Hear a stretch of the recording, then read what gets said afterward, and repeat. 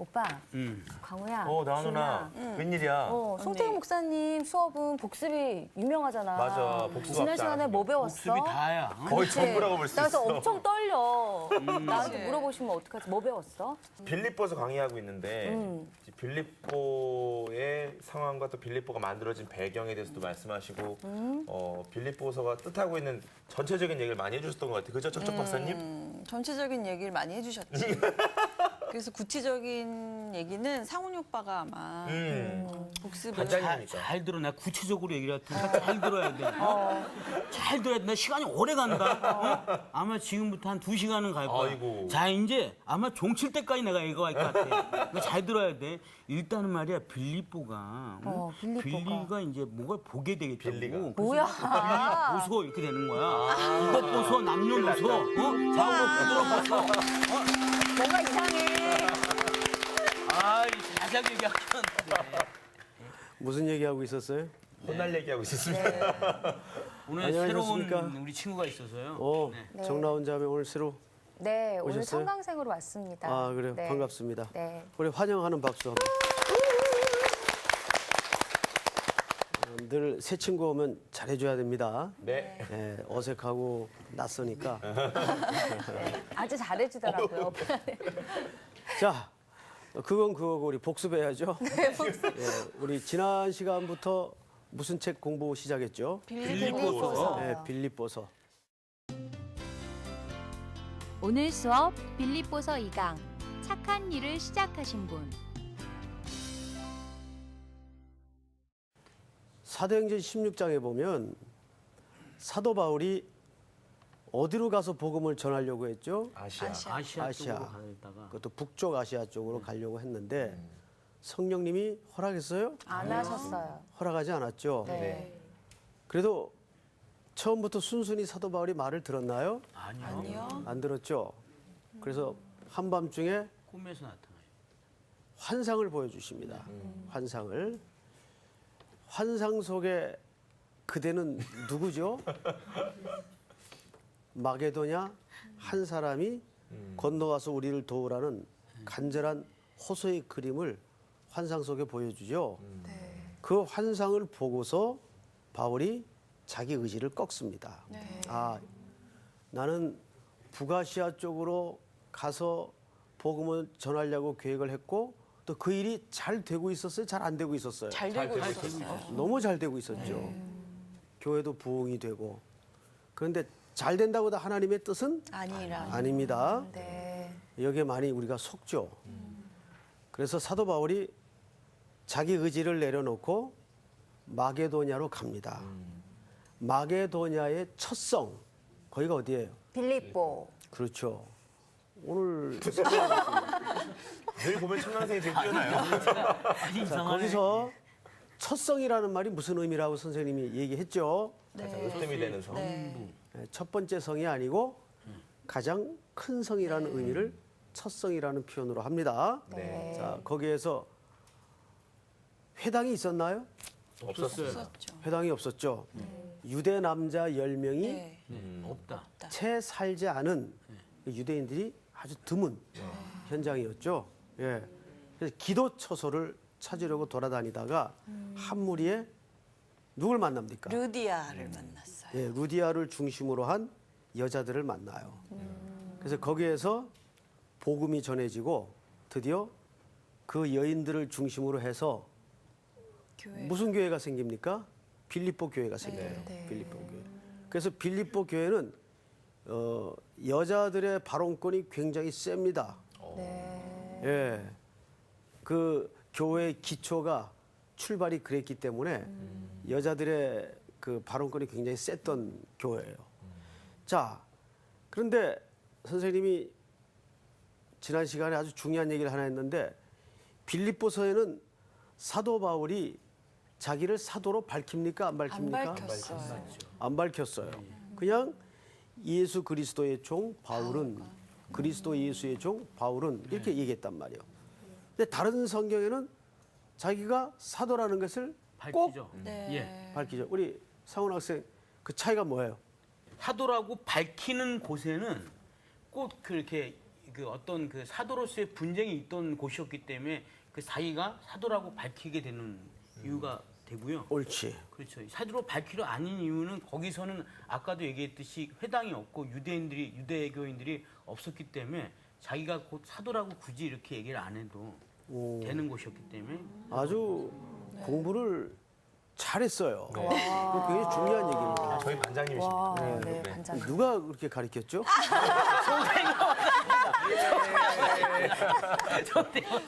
예, 그걸 잊어버리면 안 됩니다. 네. 서신서에서 사도라고 밝히는 곳에는 유대인들이 많았기 때문에 항상 무슨 시비가 따라다녔어요? 사도에 대한 시비가 따라다녔어요. 그래서 자기 자신을 위해서 밝혔나요? 아니요. 자기를 사도라고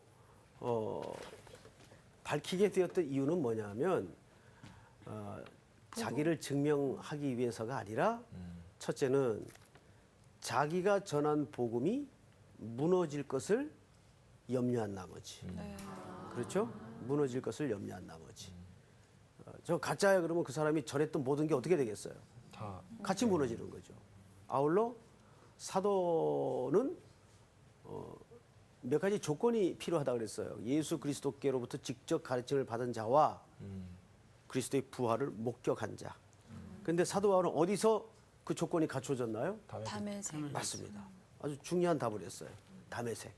그래서 사도 바울은 항상 자기의 사도권에 대해서 자신을 변호하기 위해서가 아니라 예수 그리스도와 그가 전하라 명하신 복음을 위해서 하면 아주 복습들을 잘했어요. 자, 이제 오늘은 1장 3절서부터 11절까지 이 짧지만 담아있는 내용이 너무 많기 때문에 마칠지 모르겠어요. 우리 한번 자 우리 저기 정주원 학생부터 두 절씩 읽어봅시다. 내가 너희를 생각할 때마다 나의 하나님께 감사하며 간구할 때마다 너희 무리를 위하여 기쁨으로 항상 간구함은 너희가 첫날부터 이제까지 복음을 위한 일에 참여하고 있기 때문이라. 너희 안에서 착한 일을 시작하시니가 그리스도 예수의 날까지 이루실 줄을 우리는 확신하노라. 내가 너희 무리를 위하여 이와 같이 생각하는 것이 마땅하니 이는 너희가 내 마음에 있음이며 나의 매임과 복음을 변명함과 확정함에 너희가 다 나와 함께 은혜에 참여한 자가 됨이라. 내가 예수 그리스도의 심장으로 너희 무리를 얼마나 사모하는지 하나님이 내 증인이시니라. 내가 기도하노라 너희 사랑의 지식과 모든 총명으로 점점 더 풍성하게 하사 너희로 지극히 선한 것을 분별하여 또 진실하여 허물 없이 그리스도의 날까지 이루고 다 같이 예, 다 같이 읽겠습니다. 시작. 예수 그리스도로 말미암아 의의 열매가 가득하여 하나님의 영광과 찬송이 되기를 원하노라. 아멘. 아멘. 자, 우선 첫 번째 사도 바울이 비록 지금은 멀리 떨어져 있는 몸이지만은 이 빌립보 교회를 위해서 기도했다 그랬어요. 오늘 굉장히 중요한 기도의 내용을 설명을 하는데 그의 기도의 내용이 첫 번째가 감사였어요. 생각할 때마다 뭐 했다고요? 감사하며 감사. 여러분, 감사는 그 출발이 어디서부터 시작이 됩니까? 여기서 말하는 감사라는 말이 사실은 성찬식에서 나오는 얘기입니다. 유카리스 테오. 이 유카리스테오라는 말은 성찬식 때 쓰는 용어인데 이 성찬식은 누구의 죽음을 기념하는 겁니까? 예수님. 그렇죠. 예수 그리스도의 죽음을 기념하는 거예요. 그래서 우리 신자들의 감사의 가장 중요한 기초는 예수 그리스도의 구속이에요. 감사의 기초가. 이해가 됩니까? 네. 예. 그러니까 오늘 사도 바울이 빌립보 교회를 향해서 감사하면서 이런 앞에 수식어가 있죠. 내가 너희를 생각할 때마다. 자, 우리 지난주 여기 보세요. 지난주 공부한 학생들 기억날 겁니다. 빌립보라는 도시가 원래는 어떤 도시였죠? 야만인들이 알렉산더가 뭐 알렉산더까지 거들 거 없고 사람들 야만의 도시였어요. 네. 그랬던 것을 로마가 점령하면서 네. 거기에다가 누구를 대거 퇴역 이주시킵니까? 장군들. 로마의 로마인의 태역 장교들을 장병들. 군인들을 대거 이 빌립보 지역에 이주시켜서 시민권을 부여하죠. 네. 그래서 거기에다 로마의 정신, 로마의 가치, 로마의 문화 네. 이런 것들을 건설하게 만듭니다. 그래서 시민권이라는 개념으로 하늘의 시민권을 설명하기에 가장 좋은 역사적 배경을 갖고 있는 도시가 이 빌립보입니다. 자, 그러면 빌립보 사람들이 원래는 그 지역 자체가 어떤 도시였다고요? 야만의 도시였어요. 야만의 도시. 그러니까 사도 바울이 복음 전하기 전에 이 도시를 알죠. 네. 이 도시가 어떤 도시였는가. 그런데 지금은 그 도시 사람들이 로마 시민. 로마의 시민권자로서 긍지와 문화와 가치를 아주 옹골차게 가지고 있단 말이에요. 게다가 지금은 바울에 의해서 뭐가 들어갔죠? 복음이 들어갔어요. 그러니까 이들의 과거, 그리스도를 알지 못하던 시대의 과거를 생각하면 뭐 할 수밖에 없어요. 감사할 수밖에 없어요. 감사할 수밖에 없죠. 그래서 감사의 기초는 생각하는 거예요. 그래서 땡스기빙이라 그러죠. 감사절을. 네, 네, 미국에서는. 그게 어느 언어에서 유래가 되죠? thinking. 생각하다. 생각하다. 그러니까 우리가 항상 이스라엘을 보면 하나님께서 과거의 역사를 강조해요. 너희가 어디서 나왔는지를 뭐하라? 기억하라. 기억하라. 항상 우리의 감사는 어디서 말라지냐면 기억함이 없을 때 잊어버려요. 내가 어느 자리에 있었던 존재인지 어떤 구원의 은총을 입었는지. 그러니까 우리가 이걸 세 토막으로 한번 나눠봅시다. 여기가 광야예요. 네. 상훈 학생. 네. 광야예요. 여기가 애굽이에요. 네. 애굽. 여기가 가나안이겠죠? 네. 자, 이들이 제일 많이 불평을 터뜨렸던 장소가 어디입니까? 광야. 광야예요. 잘 생각하세요. 광야에서 제일 불평을 많이 터뜨렸어요. 그 불평의 모든 그 내용이 어떤 내용이었습니까? 출애굽 애굽을 그리워했어요. 애굽에 있을 때는 그래도 애굽을 그리워했어요. 거기서 고기도 마음대로 먹을 수 있었고 정력제도 마음대로 먹을 수 있었고 아이고야. 실제 그랬어요. 그들이 불평 속에. 거긴 부추도 있고 마늘도 있고. 자, 잘 생각하세요. 그들은 어디에 대한 그림이 없었어요. 가나안에 대한. 하나님의 약속에 대한 그림이 구체적이지 못하니까 자꾸 나온 자리를 기억하는 거예요. 거기가 절대 머물러서는 안 되고 백성들이 하나님의 자녀들이 살 곳이 아닌 걸 알지 못하고 뭐에 대한 그림이 약하니까 가나안. 미래에 대한 그림이 구체적이지 않으니까 이 미래에 대한 그림을 하나님은 우리에게 뭘로 주셨죠? 약속으로 준 거예요. 약속으로. 그러니까 우리가 인생길을 이렇게 가다가도 하나님이 우리에게 궁극적으로 던져주신 구체적인 약속의 그림이 희미해질 때 현실을 불평하게 돼요. 그래서 소망을 붙잡으라는 말이 뭐예요? 약속을 붙잡으라는 말이죠. 동시에 우리는 과거 우리가 어디서 나왔는가를 기억할 때 그러니까 여기서 가치관이 변하지 않으면 여기가 좋은 줄 알아요. 그래서 여길 그리워해요. 아, 내가 예수는 뭐하러 믿어가지고 이 고생을 하나? 이런 불평을 육적인 불평을 하게 되는 거예요.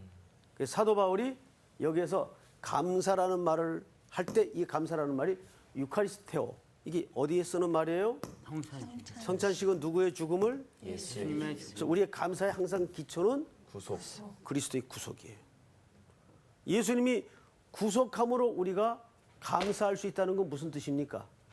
우리가 죽었을 자리에서 마땅히 죽을 자리에서 건짐을 받은 존재라는 것을 잊지 마라 그 말이에요. 이 십자가가 기초된 게 진정한 감사라는 얘기죠.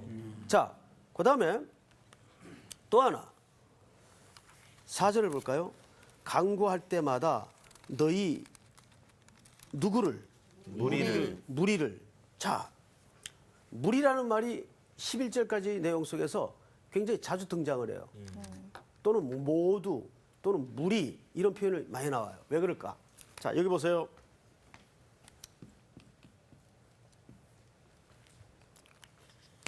이 헬라말로 파스라는 말인데 이게 모두란 뜻이에요. 모두. 이게 굉장히 중요합니다. 무리, 모두. 만약에 우리가 얘기를 하다가 우리가 하나잖냐, 우리잖냐, 우리 모두가 선생님이 이렇게 강조를 할 때는 어떤 전제적인 암시가 있을까요? 그러니까 무언가를 함께 하자는 뜻. 역할 그렇죠. 분담. 무언가를 함께 네. 하자는 어떤 강조죠. 네. 위드. 믿어도 되는데 여기 이런 전제가 깔려 있죠. 지금 뭔가 빌립보 교회는 하나가 되어 있지 않다는 얘기예요. 이해가 되죠? 빌립보 교회는 지금 어떤 분열의 조짐에 그 소식이 바울을 아프게 했어요. 교회 분열은 그리스도의 몸을 찢는 겁니다. 근데 한국 교회가 이 유혹에 많이 넘어가죠. 많이 교회가 얼마나 많이 갈라집니까? 근데 교회는 절대 진리 문제 아니고는 나뉘어져서는 안 돼요. 나 저 사람 꼴보기 싫어서 우리 전라도 사람끼리 경상도 사람끼리 그거는 건강한 기초가 아닙니다. 근데 의외로 한국 교회 내부에는 마음 아프게도 이런 진리 문제 외의 정치적인 문제로 많은 교회들이 쪼개지고 나눠지고 분열이 됐어요. 그렇죠? 네. 이게 참 슬픈 일이에요. 저도 이제 학교 다니면서 제가 이제 77학번인데 나이가 꽤 됐죠? 네. 77학번인데 그때 다니는 학교 내분이 일어났어요. 어떤 좀 정치적인 이슈로. 그래서 학생들이 뿔뿔이 한 반에서 공부하던 학생들끼리 뿔뿔이 흩어지는 이런 참 아픔이 있었어요. 그래서 저도 너무 싫더라고요. 그때 20대인데 너무 싫더라고요. 그래서 난 어느 쪽도 안 가고 아주 완전히 제3 학교로 가야 되겠다 하고 서울역 가서 차표를 끊어서 부산으로 갔어요.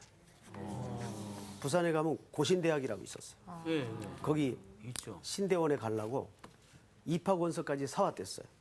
본교 진학 안 하려고. 본교가 교수님들 일부가 학생들 데리고 학교를 개척을 한 거예요. 따로. 그러니까 4년을 같이 공부하던 학생들끼리 나눠지게 생겼어요.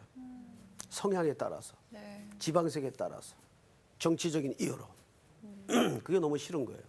그래서 난 본교도 안 가고 그쪽도 안 가겠다. 그래서 좀 더 보수적인 학교인 고신대로 가려고 입학원서까지 사와서 학교에다가 추천서를 써달라니까 안 써줘요. 그래서 어느 교수님 한 분이 그런 얘기를 하더라고요. 만약에 네가 진리 문제로 우리 학교가 마음에 안 들어서 다른 데로 간다면 내가 그거는 말리지 않겠다. 근데 진리 문제가 아닌 한은 학교에 남아라. 근데 그 말이 굉장히 설득이 됐어요. 그렇지. 이게 진리 문제가 아니라면 해서 이제 남아서 지금까지 하나님 은혜로 목회를 하고 있는데 진리 문제가 아니라는 교회는 나누어져서는 안 되죠. 예를 들어서 분리 개척을 한다는 것은 이해가 가는데 그런 정치적인 인간적인 성향에 따라서 나눠져서는 절대 안 되죠. 자, 사도 바울이 여기서 무리 또는 모두 이런 표현을 왜 썼을까요? 지금 빌립보 교회가 굉장한 분열의 위기를 갖고 있어요. 지금 그 얘기가 후에 나옵니다. 자, 사도 바울이 빌립보 교회를 떠나면서 두 그룹이 생겼어요. 하나는 사도 바울의 측근들, 또 하나는 그의 사도권 문제는 여기서는 시비가 없었지만 사람이 온전히 다 100% 좋아할 수는 없어요. 어느 공동체든지. 그렇죠. 예. 아무리 좋아 보여도 그 사람 싫어하는 사람 또 네. 한켠에 있게 돼 있다고. 반대파가 있었어요. 사도 바울 반대, 여기 찬성. 그래서 이 두 그룹이 어떤 일을 했는가 하면 찬성파는 야 선생님이 안 계시니까 우리가 선생님을 대신해서라도 더 복음을 열심히 전하자 쪽이 있었어요. 또 한쪽은 반대로 그거 봐라 우리가 그 사람 그 아니라 그러지 않았냐 그러니까 저렇게 어려움도 당하고 힘들어진 거 아니냐 이제 그 사람 없어졌으니까 우리가 더 열심히 하자. 자, 잘 생각해 보세요. 여기도 결론은 뭘로? 더 열심히 복음을 전하자. 여기도 결론은 뭘로? 더 열심히 하고 복음을 전하자. 바울이 이 소식을 들었어요. 그래서 바울이 빙그레 웃으면서 허영으로 하든지 다툼으로 하든지 그게 무슨 상관이냐? 오직 예수만 전파되면 그걸로 좋은 거지. 아멘. 자, 여기에서 놀라운 바울의 인식 세계를 들여다볼 수 있는데 뭐냐면 바울은 자기가 감옥에 갇힌 게 또는 자유를 얻은 게 별로 그렇게 중요하지 않아요. 네. 우린 그게 굉장히 중요하지. 네. 우리 항상 무슨 일을 만나든지 어떤 안건에 대해서 우리의 제일 일차적인 기준이 뭐예요? 이게 나한테 이익이 되느냐 손해가 되느냐 항상. 그렇죠? 아닌 척하고 있는데 사람은 맞습니다. 사람은 이게 나한테 이익이 되느냐 아니냐가 제일 중요하지 이게 그리스도께 유익이 되느냐 아니냐는 일차적이질 않아요. 그런데 바울은 내가 감옥에 갇혀 있던 밖에 나가서 자유를 얻고 있던 그건 그렇게 별로 중요한 거 아니다. 나로 말미암아 반대쪽도 찬성 쪽도 그리스도를 전하는데 열심을 낼 수만 있다면 내가 갇힌들 그게 뭐 이렇게 대수냐. 이해가 돼요? 네. 그러니까 여기서 이미 바울은 세상이 감당하지 못하는 수준으로 넘어가 있는 거예요. 그냥 부럽죠 그런 신앙. 네. 그러니까 그것은 보면은 그 사람의 신앙이 그를 그렇게 사고 방식을 만든 거예요. 우리 이제 교회에서도 보면요, 착한 사람들이 있어요. 그런데 두 종류가 있어요. 착한 사람들 중에는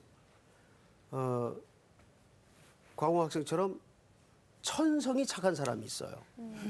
천성이요? 천성이. 천성이 착하다고요? 못 믿으시겠다는. 아니 그런 사람이 네, 있죠. 네. 예. 왜 놀래? 아니요. 예. 그런데 우리 상훈 학생처럼 원래는 못돼 먹었는데 신앙으로 착해진 사람이 있어요. 누가 더 셀까요? 후자요.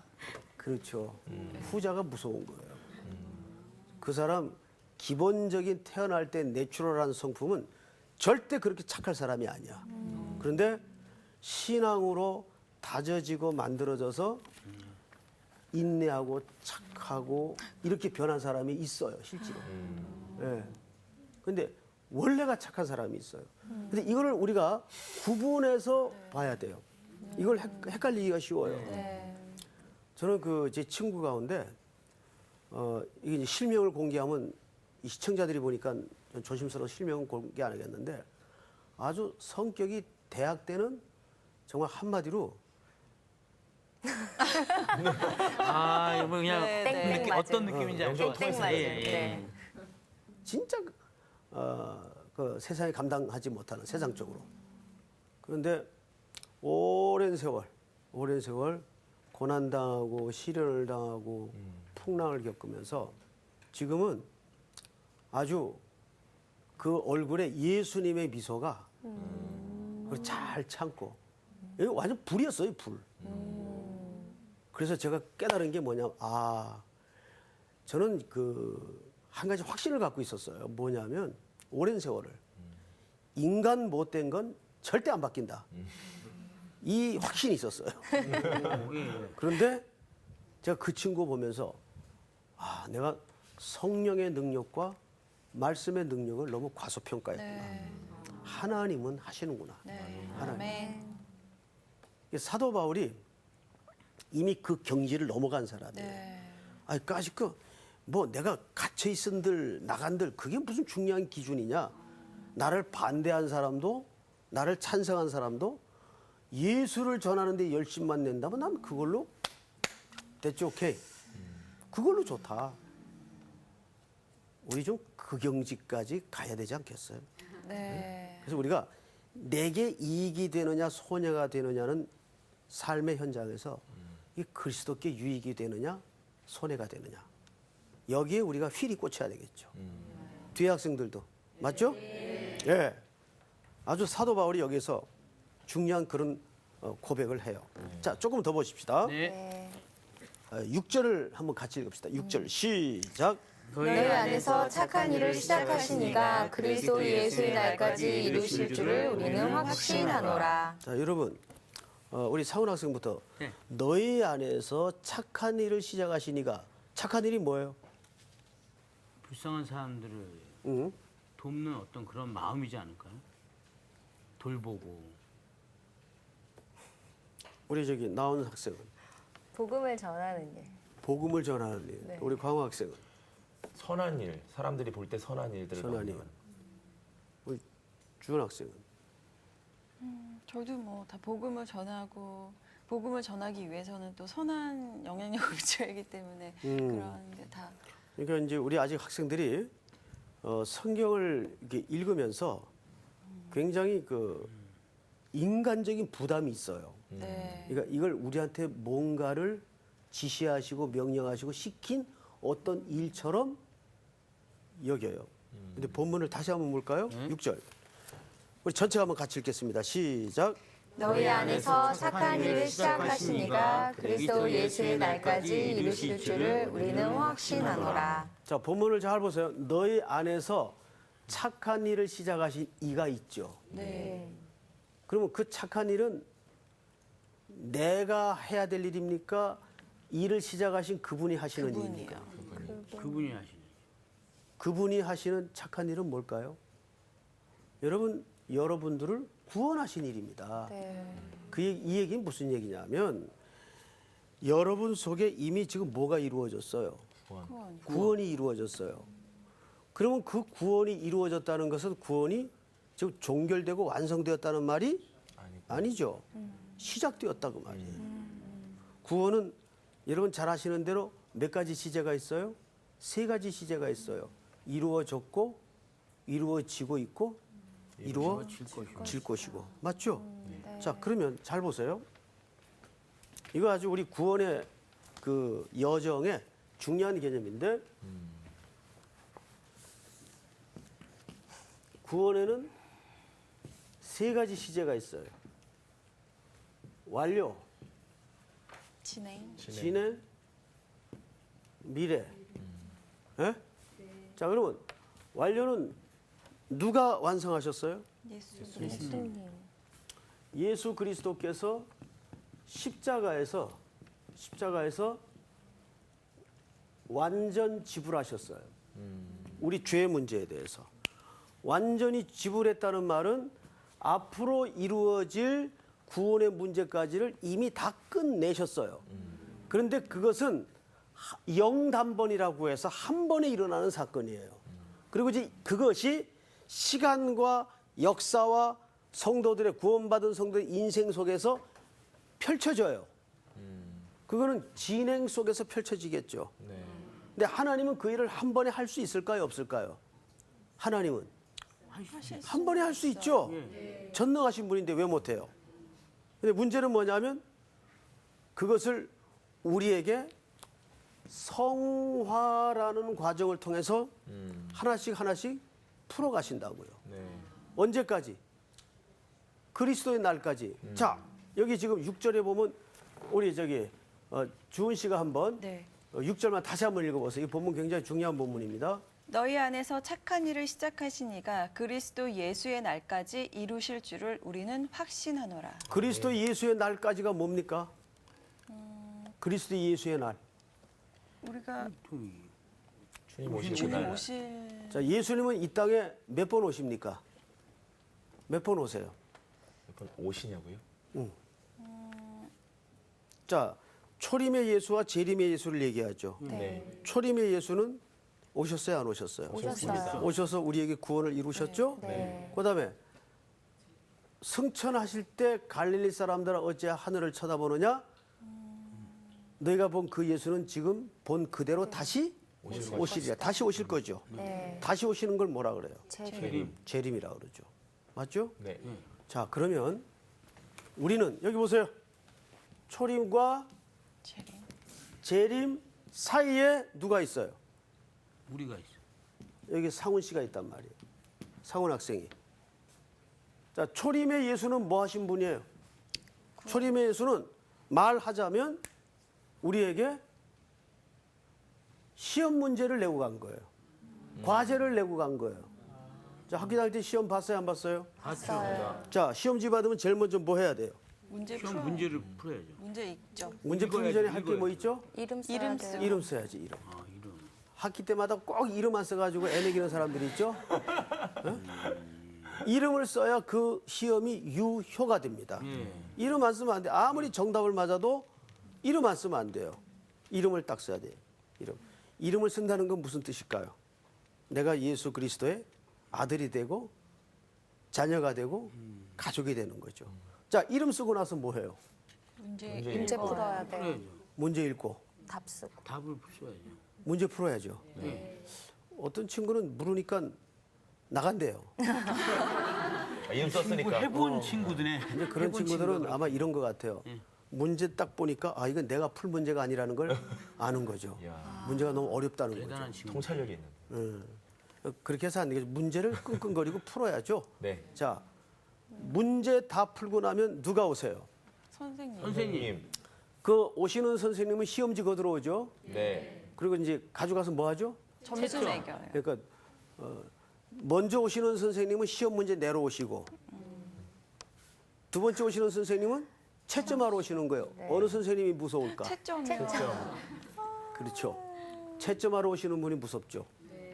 예. 다시 오시는 예수님은 말하자면 우리의 삶을 평가하실 거예요. 무섭죠? 네. 근데 숙제 안 해놓으면 어떻게 돼요? 어떻게 되죠? 성적이 안 나오죠. 끝나고 그 어느 경상도 출신 목사님이신데 예. 이제 목양실에서 이제 일을 끝내고 사택으로 들어가시는데 그 좁은 골목에 초등학교 다니는 아들내미가 딱지를 만들어서 열심히 동네 애들 모아다가 딱지를 치고 있더래요. 예. 그래서 제가 딱지를 뭘로 만들었나 봤더니 설마 내일 모레 계약인데 방학책 뜯어가지고 딱지를 만들어서 동네 애들하고 골목에서 땀을 삐질삐질 흘리면서 치고 있는 거예요. 너무 한심해가지고 손목을 딱 잡고 집에 데리고 들어가서 너 내일 모레 계약인데 방학책 뜯어다가 이 딱지 치면 너 어떡하려고 그러냐? 그랬더니 이놈이 아빠 다 대안이 있어요 그러더래요. 그 네 대안이 뭐냐 그랬더니 학교 가서 몇 차례 맞으면 돼요. 대단한 아이죠. 네, 그렇게 하면 안 되죠. 네. 숙제 낸 건 풀고 있어야 돼. 풀고. 두 번째 오시는 예수님은 뭐 하기 때문에 채점을 하시기 때문에. 그러니까 너희 안에 착한 일을 시작하시니가 그리스도 예수의 날까지 이루신다는 말은 우리 속에 시작한 구원을 그 그리스도의 날은 언제를 얘기합니까? 다시 오실 그날. 네. 그날이 되면 모든 게 다 드러나요. 네. 예? 예, 우리가 살아냈던 삶의 허점도 약점도 감추있던 것 다 드러나요. 그때 평가를 하신단 말이에요. 그래서 우리는 시험 문제 푸는 거예요 지금. 이 인생이 예수님의 가족 되어 사는 인생이 쉽겠어요? 어렵겠어요? 어려워. 어렵죠. 갈수록 어렵죠. 쉽지 않아요. 그 얘기입니다. 그래서 6절을 다시 보세요. 너희 안에서 착한 일을 시작하신 이가 그리스도 예수의 날까지 이루실 줄을 확신하노라. 자, 근데 중요한 것은 뭐냐면 어려운데 이걸 우리 혼자 문제 풀라고 두신다는 얘기입니까? 아니에요. 그래서 누구를 보내신다 그랬어요? 성령님. 성령님. 내가 가면 누가 오신다고요? 성령님. 그래서 사도행전 1장 8절에 보면 오직 성령이 너희에게 임하시면 너희가 예루살렘에서 내 약속하신 것을 기다리라. 누가 하신 거예요? 예수님이 말씀하셨죠. 네. 왜? 성령님을 보낼 거예요. 성령님이 오셔야 우리의 어두운 지혜가 열어지고 성령님이 오셔서 크게 두 가지 역할을 하세요. 첫째는 예수 그리스도가 누구신지를 눈을 열어 보게 하세요. 네. 그리고 또 하나 성령님의 중요한 역할은 진리의 말씀을 깨닫게 하세요. 네. 그 십자가에 죽으시는 사건을 보고도 제자들이 뭔지를 몰랐어요. 다 끝난 줄 알았어요. 그래서 대표적인 제자가 엠마오로 가던 제자 있죠? 네. 실망해서 아 이제 끝났다. 헛고생했다. 그리고 둘이 얘기하면서 가는데 성령의 임재가 없으니까 예수님이 옆에서 말을 건네는데도 못 알아봐요. 그때 예수님이 한 집에 들어가서 말씀을 풀어주죠. 그때 제자들이 고백한 게 뭐예요? 그분이 말씀을 풀어줄 때에 마음이 뜨겁지 아니하더냐. 누가 도우시는 역사예요? 성령. 성령님이 도우시는 역사죠. 자, 성령님이 오셔서 우리에게 막 방언시켜주고 은사 나타내주고 그런 것도 부분적으로 있긴 하겠으나 그것이 성령님이 오시는 주된 목적이 아니에요. 성령님이 오셔서 두 가지 역할이. 첫째는 그리스도를 주로 보게 하세요. 두 번째는 그분이 남겨놓은 이 땅의 모든 말씀을 열어서 깨닫게 하신단 말이에요. 그래서 성령님이 오셔야 돼요. 성령님이. 그래서 오직 성령이 너에게 임하시면 너희가 권능을 받고 그 권능이라는 말이 무슨 말이에요? 듀나미스. 이 1톤짜리 폭탄이 한꺼번에 터지는 위력을 얘기해요. 그때는 그 단위가 최고였어요. 듀나미스. 그래서 사도행전에 보면 사도들이 가는 곳마다 뭐가 일어났어요? 소동이 일어났어요. 문제가 일어났어요. 절대 조용한 지성인들이 아니었어요. 조용한 무리가 아니었어요. 그러니까 복음의 능력을 성령으로 소유한 사람은 어디를 가든지 소동하는 무리가 돼야 돼요. 그러니까 그 말을 또 오해해가지고 막 대고 부딪히고 그러라는 말이 아니라 여기엔 또 균형이 필요하겠죠. 너희가 비둘기같이 순결하고 뱀처럼 지혜롭게. 성경이 참 어려워요. 자, 문제는 뭐냐면 너희 속에 착한 일을 시작하신 이가 함께 하신단 말이에요. 그걸 우리 보고 외롭게 혼자서 싸우라고 두시는 것이 아니라 성령님이 그것을 도와주세요. 그래서 여러분들이 생활 속에서 누구의 지배를 가장 받아야 됩니까? 성령님. 성령님의 지배를 받아야 돼요. 성령님의 지배를 받으라는 성경 구절이 어디 있나요?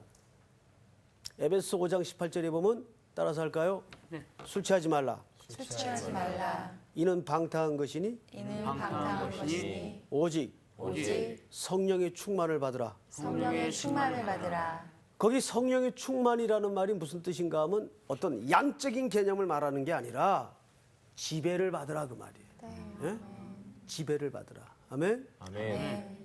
그러니까 우리 속에 착한 일을 시작하신 그리스도가 그분이 재림하시는 그날까지 우리와 함께 해주실 것을 약속하셨다는 얘기죠.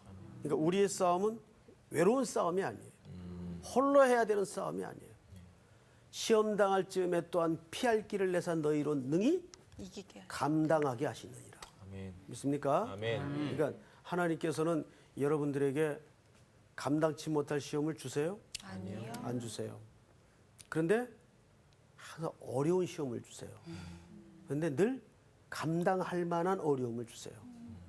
그냥 누워서 식은 죽 먹기로 누워서 식은 죽 먹기도 힘들죠, 사실은. 힘들죠. 예. 근데 뭐 우리가 표현을 빌리자면 누워서 식은 죽 먹기에 인생만 이지고잉하게 둔다면 사람이 잘할까요? 안 잘하죠. 절대 크질 않아요. 하나님은 우리에게 목적하신 바가 우리가 잘하는데 그분의 기쁨이 있어요. 잘해야 돼요. 6학년 졸업했으면 중학교 진학해야죠. 그런데 졸업도 안 하고 6-1반, 6-2반 자꾸 이렇게만 드롭하고 있으면 하나님이 기뻐하지 않죠. 속상하죠. 그렇죠? 네. 자, 오늘 공부는 여기서 마치도록 하겠습니다. 끝! 감사합니다.